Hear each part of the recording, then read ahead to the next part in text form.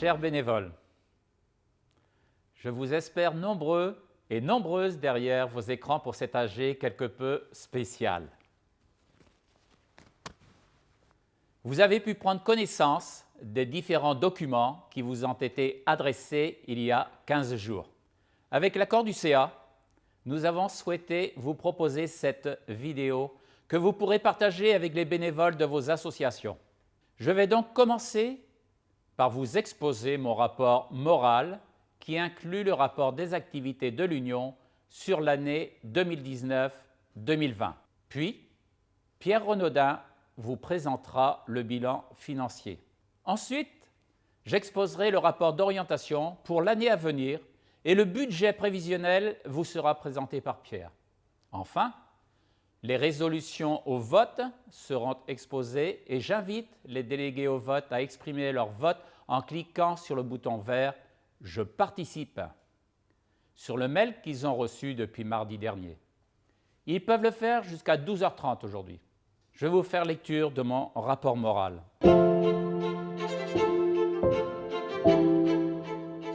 Chers bénévoles, vous m'avez renouvelé votre confiance à l'issue de mon mandat de 3 ans de présidence en novembre 2018 lors de l'AG d'Amiens et je vous en remercie une nouvelle fois. Maintenant, s'achève la 2e année de mon second mandat. Le conseil d'administration et moi-même étions engagés sur de nombreux challenges qui avaient été relevés sur les 3 années 2016 à 2018. Ces challenges: stabiliser et pérenniser le modèle économique, structurer notre organisation, développer l'outil en main en France. Depuis 2019, nous œuvrons afin d'essaimer sur le territoire pour l'épanouissement des enfants et des bénévoles. Je vous avais déjà fait part de mon attachement à travailler tous ensemble et j'ai maintenu cette volonté tout au long de cet exercice encore. Ce projet, appelé Horizon 2020, s'est poursuivi cette année et va s'achever d'ici quelques semaines. Je vous en ferai la synthèse lors de l'AG 2021. Toutes les actions que le conseil d'administration, les délégués territoriaux et moi-même avons poursuivies cette année ont continué à profiter à l'ensemble de nos 209 associations l'outil en main. Je vais ici en souligner les principales pour l'année 2019-2020, actions que vous retrouverez en détail au sein de ce rapport d'activité. Nous avons œuvré pour faire de notre congrès des 25 ans un vrai succès. Nous avons obtenu le haut patronage de Mme Muriel Pénicaud, alors ministre du Travail. De nombreux bénévoles ont été mobilisés autour d'un comité de pilotage qui a travaillé en mode projet. De nombreux partenaires ont été sollicités et ont répondu à notre appel, soit ponctuellement, soit en confirmant leur fidélité. De belles initiatives ont été mises en œuvre pour faire découvrir notre concept au public. Parmi elles, le concours des trophées, les expositions Nos bénévoles sont des artistes et les objets des enfants, les ateliers vivants dans les locaux de l'outil en main Angers. Enfin, les 1000 bénévoles présents, et je les remercie chaleureusement, ont profité de temps de convivialité pour échanger, partager leur joie d'adhérer à notre formidable concept. J'ai œuvré afin que pour la 4e année consécutive, l'Union obtienne l'éligibilité à la perception du solde de la taxe d'apprentissage. Compte tenu de la nouvelle réglementation, nous avons obtenu cette reconnaissance pour une durée de 3 ans, soit jusqu'en 2022.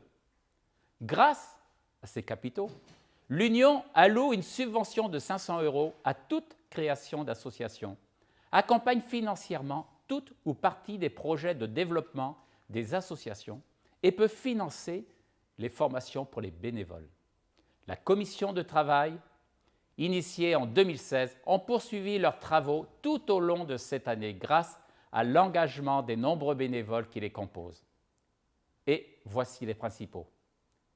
La commission juridique a permis de réviser les statuts de l'Union et de créer le règlement intérieur que vous avez voté lors de l'AG 2019.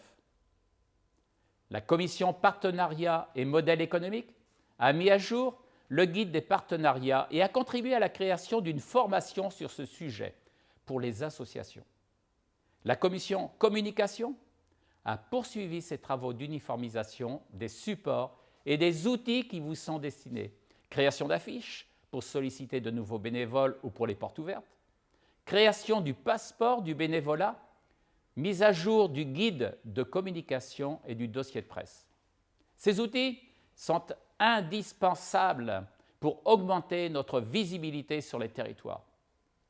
La commission prévention et sécurité a étudié les conditions d'accessibilité des locaux accueillant les associations et a travaillé sur les règles sanitaires à mettre en place pour la rentrée des ateliers. Nous avons mis en place l'outil de gestion collaboratif Mayasos, dont l'objectif est de consacrer moins de temps à la gestion administrative. Grâce à un partenariat que j'ai conclu avec la Fondation FFB, nous avons mis à disposition des associations des séances de formation décentralisées. Du fait du confinement, ce planning a été retardé et reporté en partie à la rentrée de septembre. Cet outil permettra aux associations d'enregistrer leurs fichiers, de gérer leurs documents, d'effectuer les plannings des ateliers et de gérer leurs réunions. Elles pourront également disposer de toute la gestion documentaire mise à disposition par l'Union, mise à jour en temps réel au 31 juillet. 70 associations sont connectées. Bravo et merci. Les rencontres de bénévoles ont été annulées pour la plupart d'entre elles. Cependant, j'ai eu le plaisir de me rendre à Sainte-Maure pour rencontrer les 100 bénévoles de l'Aube présents. La qualité des échanges démontre l'investissement de tous dans notre concept. J'ai fait en sorte que les associations puissent disposer d'outils pour animer leur page Facebook, réseau social incontournable pour marquer notre présence auprès des partenaires des associations, des élus, des parents. Les associations ont profité du confinement pour parfaire leur visibilité grâce aux bandeaux et en relayant les communications de l'outil en main France. J'ai participé aux quelques foires et aux salons nationaux qui ont été maintenus cette année. Le Forum des associations et fondations à Paris, le Mondial des métiers à Lyon ou le Salon des seniors à Rennes. J'ai délégué l'un de nos administrateurs pour prendre en charge la présence de l'Union au Forum App de Brest. Ce sont de multiples occasions pour donner une visibilité à notre concept dans les territoires pour rencontrer des élus. J'ai profité de toutes les opportunités pour échanger avec des élus, des responsables politiques, afin de présenter l'intérêt social et économique de notre concept. Ainsi, j'ai rencontré Gabriel Attal, alors secrétaire d'État à l'Éducation nationale, Jacqueline Gouraud, ministre de la Cohésion des territoires. J'ai participé au congrès des maires du Morbihan dont le sujet de réflexion était l'outil en main. J'ai participé au colloque Villes et métiers d'art avec notre partenaire, la Fondation Hermès. Pour des raisons de conflit d'agenda, j'ai délégué à notre secrétaire général une rencontre avec Patrick Bernasconi, président du Conseil économique, social et environnemental. J'ai continué à rencontrer des élus régionaux, locaux et des représentants des différentes collectivités afin que les politiques liées à l'économie sociale et solidaire continuent d'intégrer notre concept dans leurs réflexions. Ce travail, mené sans relâche depuis 2016, a porté ses fruits puisque maintenant nous sommes conviés aux discussions, échanges ou débats autour des territoires, de l'apprentissage ou de la place des seniors dans la société. J'ai pu ainsi remercier Audrey Dufeuille-Schubert, députée du 44, qui nous a cité dans son rapport « Réussir la transition démographique et lutter contre l'agisme », un rapport remis au Premier ministre Édouard Philippe. Grâce au soutien obtenu du ministère des Outre-mer, nous allons pouvoir conquérir un nouveau territoire, la Guadeloupe. Je me suis déplacé sur ce territoire en janvier, accompagné de notre trésorier national, Pierre Renaudin. Grâce au travail de l'un de nos DT, délégués territorial, Gérard Fornet, nous avons présenté l'outil en main à 40 interlocuteurs qui ont été à notre écoute. Chambre des métiers et de l'artisanat, CAPEB, Fédération des très petites entreprises, AG2R La Mondiale, maires et élus municipaux, communautés de communes, dirigeants d'entreprises et membres des Lions Club et Rotary Club. Un deuxième déplacement est prévu, si possible dans les semaines à venir, pour concrétiser l'ouverture d'associations en Guadeloupe et à Marie-Galante. J'ai souhaité que l'outil en main France soit un acteur reconnu de la coalition solidaire, espace numérique initié par l'AG2R La Mondiale pendant le confinement. Le souhait de cette coalition est de passer de l'entraide suscitée par le confinement à la solidarité de demain. Nous avons toute notre place aux côtés de nombreux acteurs de l'économie sociale et solidaire. J'ai rencontré nos partenaires les plus fidèles, soit pour les remercier, soit pour les sensibiliser au renouvellement de leur soutien.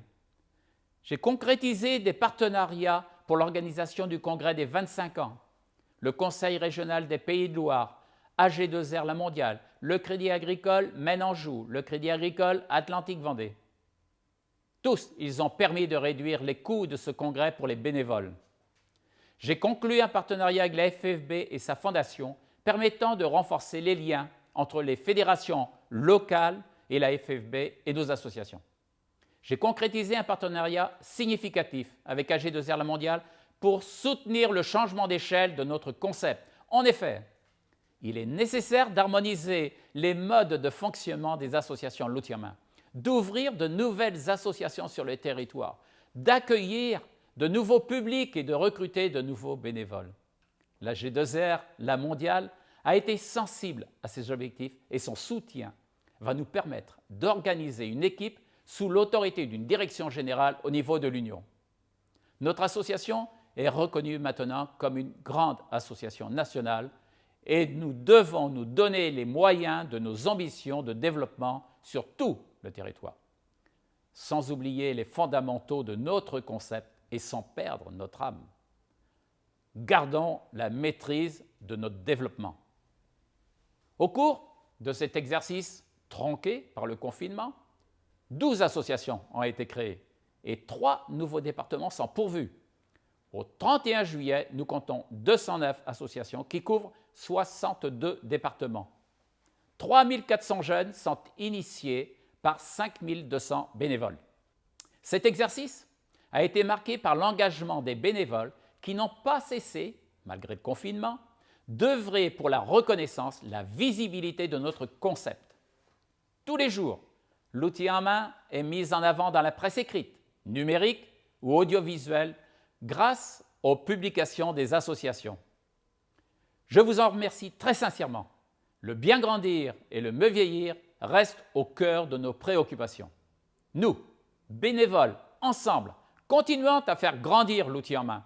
Je profite de ce rapport pour remercier chacune et chacun d'entre vous pour votre engagement, votre enthousiasme, votre présence. Merci de votre attention. Je sais pouvoir compter sur vous.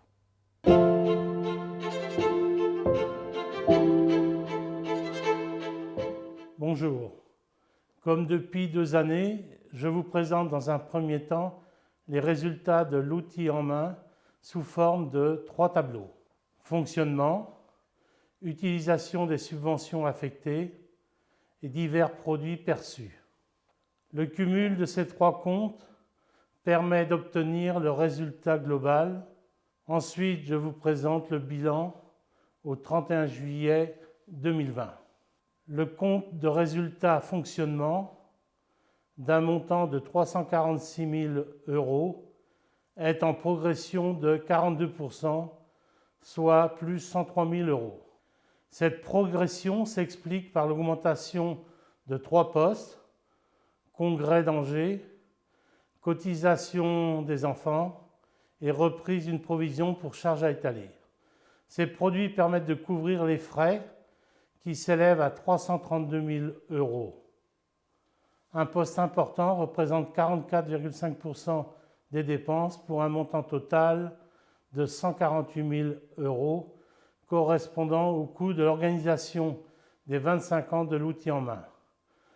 La dépense nette de l'exercice pour ce congrès est de 61 000 €, dépense qui a permis de réduire le coût pour tous les bénévoles présents à ce grand événement pour notre Union.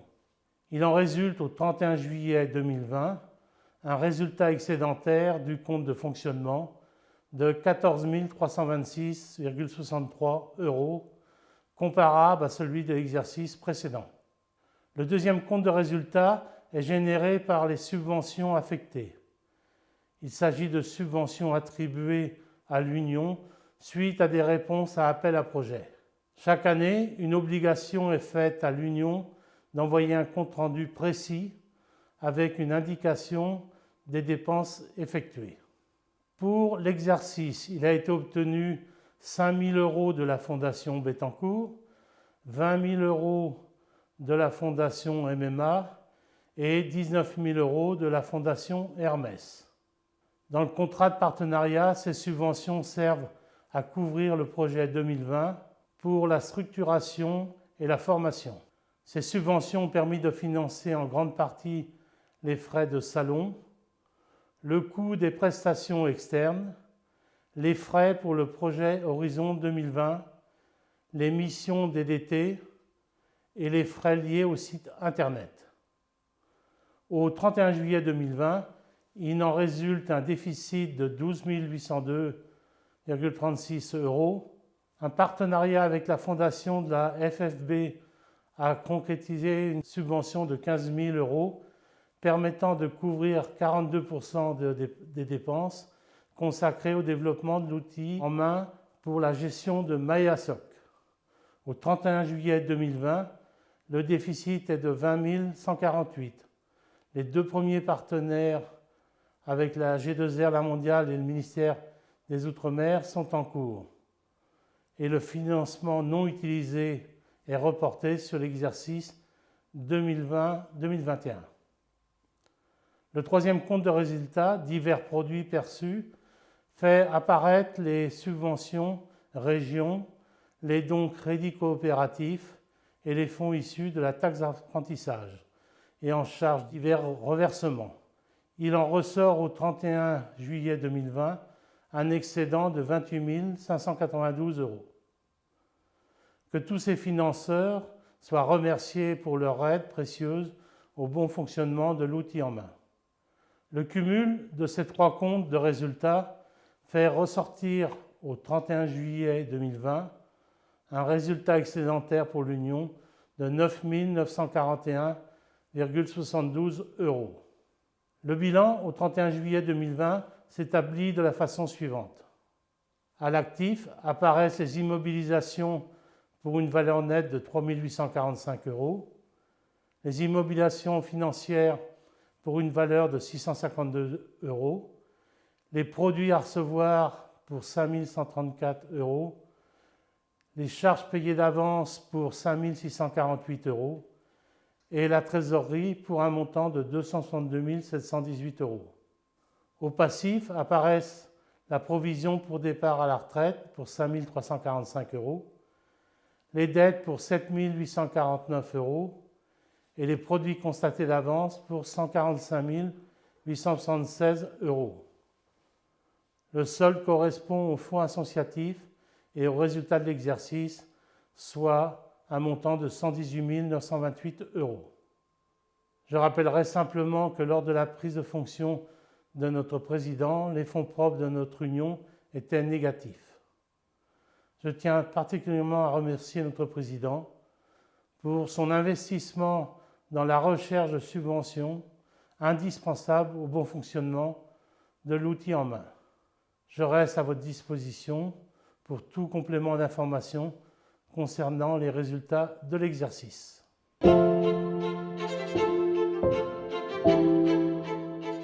Je remercie notre trésorier Pierre Renaudin pour ce bilan financier. Je vais maintenant vous présenter notre rapport d'orientation. Il pourrait s'intituler « Essaimer l'outil en main dans les territoires ». Telle est l'orientation globale de cette année 2020-2021. Notre concept se positionne comme un laboratoire d'innovation sociale et sociétale car il répond à de multiples questions. Le choix d'orientation et l'apprentissage pour les jeunes, la place des seniors dans la société, le mieux vivre ensemble, la dynamique des territoires face aux enjeux économiques d'aujourd'hui. Nous devons rebondir face à cette crise sanitaire qui a mis en avant la nécessité d'œuvrer ensemble pour préparer demain. Nos associations, nos bénévoles jouent un rôle actif dans les communes, auprès des jeunes et des collectivités publiques pour relancer une dynamique, ainsi être à l'origine d'une cohésion entre tous les acteurs des territoires. Utilisons la belle énergie déployée et démontrée lors du congrès des 25 ans pour ce faire.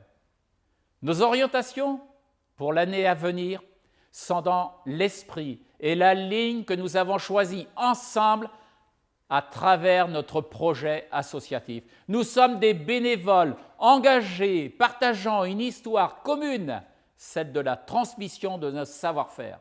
Nous sommes des professionnels impliqués et qualifiés. Et c'est ensemble que nous portons notre projet associatif auquel nous donnons un nouvel élan cette année.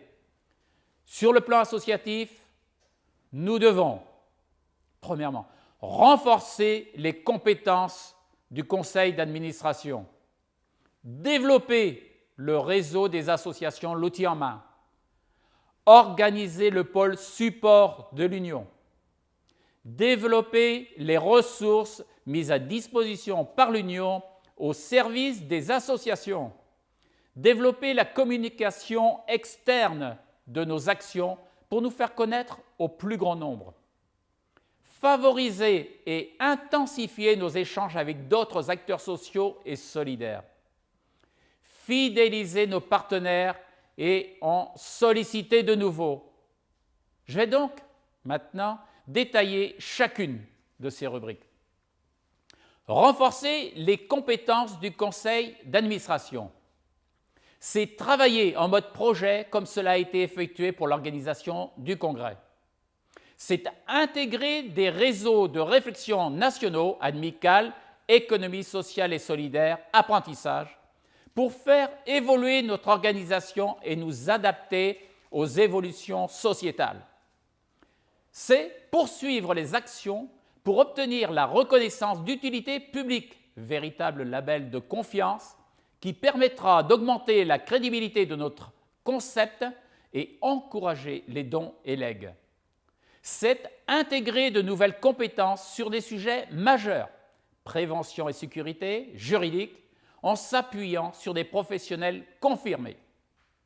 C'est pourquoi le CA, par décision prise à l'unanimité de ses membres lors des conseils d'administration du 25 septembre et du 27 octobre, propose la candidature de 4 personnes.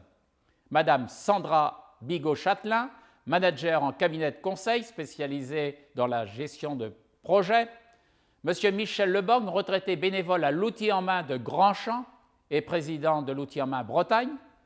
Noël Gruncheck, médecin bénévole à l'outil en main de Cholet. Et enfin, Joël Cavy, retraité ex-préventeur à la mairie de Saint-Nazaire et bénévole à l'outil en main de Saint-Nazaire. Nous sommes convaincus que leur expérience personnelle et professionnelle seront mises au service de l'Union pour développer notre concept. Développer le réseau des associations l'outil en main. C'est poursuivre les actions engagées en Guadeloupe en nommant un délégué territorial sur ce secteur et en accompagnant la mise en place des premières associations. C'est rechercher de nouveaux délégués territoriaux pour les territoires, régions, départements non pourvus, soit dans le réseau de l'outil en main en externe. C'est mettre en place des formations pour accompagner ces nouveaux bénévoles à leur mission de délégué territorial. C'est poursuivre les travaux des commissions de travail afin de faire participer les bénévoles au développement de notre concept. C'est encourager la création des associations régionales et départementales dans les territoires. Enfin, c'est poursuivre les travaux initiés avec les instances européennes. Organiser le pôle support de l'Union, c'est mettre en place une direction générale qui aura pour mission d'organiser et structurer l'administration de l'Union, pérenniser les partenariats en cours et développer de nouveaux soutiens, assurer l'animation du réseau national, en pilotant les projets d'évolution de la structure du réseau, en animant des réflexions autour des évolutions organisationnelles, en mettant en œuvre une démarche de création de nouvelles associations en lien avec les délégués territoriaux et les collectivités publiques. Assurer la gestion stratégique de la communication nationale pour valoriser et médiatiser le concept de l'outil en main, superviser l'organisation d'événements nationaux. Développer les ressources mises à disposition de l'Union au service des associations. C'est parfaire le déploiement de l'outil de gestion collaboratif Mayassos afin que toutes les associations l'utilisent au 31 juillet 2021. C'est poursuivre les formations proposées aux bénévoles tant sur Mayassos que sur les autres modules du catalogue comme Ça marche, l'outil en main, recherche de partenariat, communiquer avec les réseaux sociaux. C'est poursuivre un accompagnement extérieur pour former les bénévoles et accompagner la transition pour la future direction nationale. C'est encourager les associations à utiliser toutes les ressources de Mayassos pour communiquer tant en interne qu'en externe. C'est développer la communication externe pour renforcer notre visibilité. C'est poursuivre les réflexions engagées sur l'identité visuelle de l'outil en main pour améliorer son image. C'est développer la communication numérique en définissant une ligne éditoriale pour les supports Facebook, Twitter, LinkedIn, puis Instagram. C'est se procurer les compétences d'un community manager en interne ou en externe afin de professionnaliser cette communication. C'est créer des supports vidéo et une bibliothèque d'images. C'est poursuivre les actions engagées avec la Fondation EY sur la rénovation du site Internet. Enfin, c'est encourager les associations à utiliser l'outil numérique pour promouvoir une image uniformisée de notre concept. C'est favoriser et intensifier nos échanges avec d'autres acteurs sociaux et solidaires. C'est initier des échanges et des collaborations au niveau national avec d'autres acteurs de l'économie sociale et solidaire. C'est intégrer les réflexions sociétales au niveau des collectivités publiques sur les sujets liés à l'apprentissage, à l'artisanat, à la sauvegarde des savoir-faire, à la place des seniors dans la société. C'est intégrer les activités de l'outil en main à des tiers-lieux sociétaux, voire ouvrir des ateliers à l'outil en main à d'autres associations et ou à des activités destinées à d'autres publics pour qu'ils deviennent des formes de tiers-lieux sociétaux, ce qui pourrait être une solution à l'avenir pour obtenir des locaux. Être partie prenante dans les politiques de la ville et notamment des villes labellisées Petites Villes de demain. Projet de la NCT pour ouvrir de nouvelles associations dans les départements non pourvus.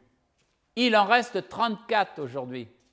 Se rapprocher des sociétales de notre partenaire AG2R La Mondiale qui pourront nous ouvrir leur réseau afin de rechercher de nouveaux bénévoles, nous aider à ouvrir de nouvelles associations.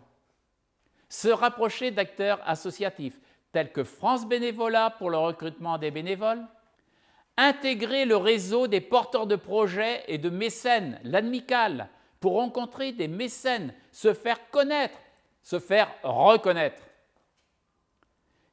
Fidéliser nos partenaires et en solliciter de nouveaux. C'est renforcer des liens avec les partenaires actuels. C'est concrétiser un partenariat avec le ministère de la Cohésion des Territoires dans le cadre du projet Petites Villes de demain pour essaimer dans les départements non pourvus. C'est concrétiser un partenariat avec le Haut Commissariat à la lutte contre la pauvreté, particulièrement pour l'Île-de-France, pour développer des associations à Paris et en région parisienne. C'est prospecter de nouveaux partenaires, tant pour l'Union que pour les associations, en approchant des structures publiques ou privées œuvrant dans les domaines de l'organisation, la communication et le juridique. Renforcer notre partenariat avec le groupe Diageur pour la fourniture de matériel aux associations et mettre en place la distribution. Merci.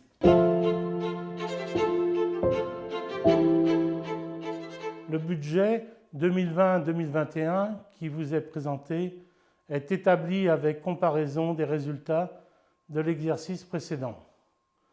Il tient compte des remarques suivantes. Un budget à hauteur de 459 950 € en occultant le coût du congrès des 25 ans de l'outil en main de l'exercice précédent. Sur la base de 210 associations adhérentes, sur la base d'une baisse des cotisations enfants de 30% par rapport à l'exercice précédent, due à la diminution du nombre d'enfants inscrits du fait du contexte sanitaire, en tenant compte d'aucune augmentation des cotisations, en finalisant le projet Horizon 2020, en finalisant la création d'associations l'outil en main sur le territoire de la Guadeloupe, en poursuivant la formation des associations à l'utilisation de l'outil de gestion Mayaso, en déclinant la convention de partenariat avec AG2R, la mondiale, par une mise en place d'un poste de direction générale, la création de nouvelles associations et en développant l'identification et la formalisation, de bonnes pratiques qui pourraient être proposées aux associations, l'outil en main. Vous remarquerez dans ce budget une différence entre les produits AG2R et la dépense affectée. Cet écart correspond à la rémunération de la déléguée nationale qui figure, elle, en frais de fonctionnement. Une aide au démarrage pour la création de nouvelles associations à hauteur de 10 000 €. Une aide liée à l'investissement pour les associations en difficulté financière à hauteur de 5 000 €. Voici le budget 2020-2021 sur lequel vous devrez vous prononcer. Prenez soin de vous et de vos proches. Je vous souhaite une belle fin de journée.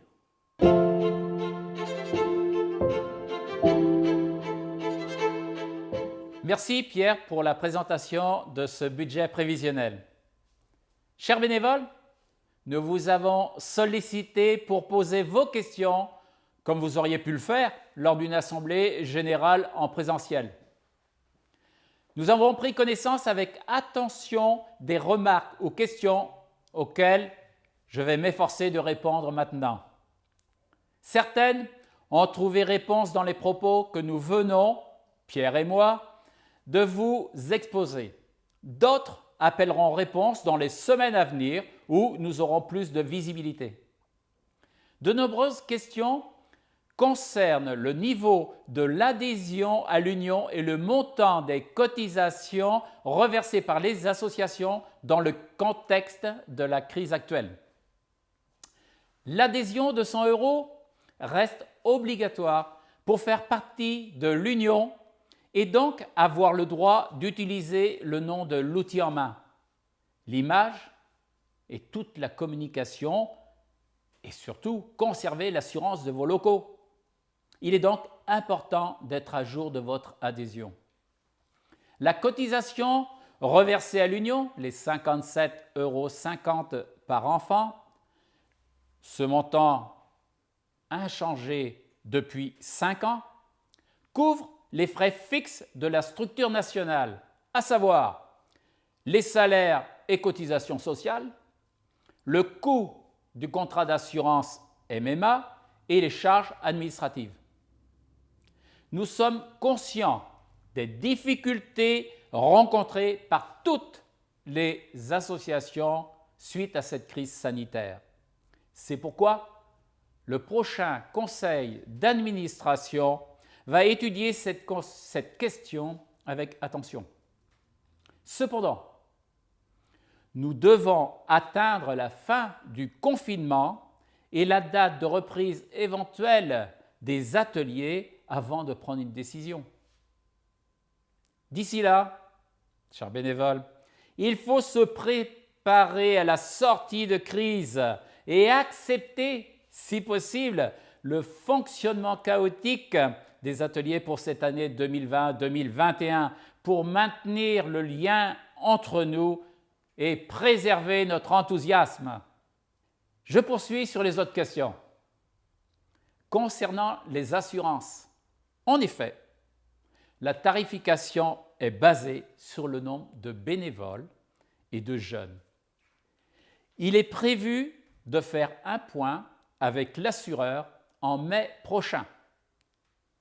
Pour ce qui concerne l'assurance des locaux, même partiellement ou non utilisés, ils doivent être assurés. Concernant les délégués au vote, les nouvelles règles relatives aux délégués au vote pour cet AG 2020 sont issues des nouveaux statuts votés lors de l'AG 2019. Nous avons pris en compte vos remarques et l'outil de gestion MyAssos pourra, l'année prochaine, vous confirmer le nombre de votes par association dès lors que vous utiliserez la plateforme. La commission juridique va reprendre ses travaux sur ce sujet dans le but de simplifier cette question. Concernant les délégués territoriaux, je rappelle qu'ils ne sont pas élus mais nommés par le conseil d'administration sur la base du volontariat. Effectivement, certains territoires n'ont pas de délégués territoriaux. Ce sujet fait partie des actions prioritaires pour 2020-2021, comme indiqué dans le rapport d'orientation. La contribution des associations de ces territoires non pourvus, elle est bienvenue. Concernant le développement en Outre-mer, bien évidemment, nous avons commencé par la Guadeloupe par connaissance, mais tous les départements d'outre-mer sont concernés par ce développement. Concernant enfin le projet Horizon 2020, il s'achèvera le 31 juillet 2021. En fin de cet exercice, nous vous présenterons une synthèse complète lors de l'AG de novembre 2021. Nous espérons avoir répondu à vos attentes et bien sûr, nous restons à votre écoute pour tout complément d'information. Merci. Je vais maintenant vous présenter les résolutions soumises au vote. Vous êtes appelés à voter sur les résolutions suivantes. Résolution 1. Rapport financier 2019-2020. Résolution 2. Rapport d'orientation 2020-2021. Résolution 3. Budget prévisionnel 2020-2021. Résolution 4. Adhésion à l'Union 2021-2022, 100 €. Résolution 5. Cotisation enfant 2021-2022, 57,50 €. Identique depuis 2016. Résolution 6. Cotisation administrateurs et délégués territoriaux 2021-2022, 20 €. Résolution 7. Élection au conseil d'administration, à ce jour composé de 15 membres.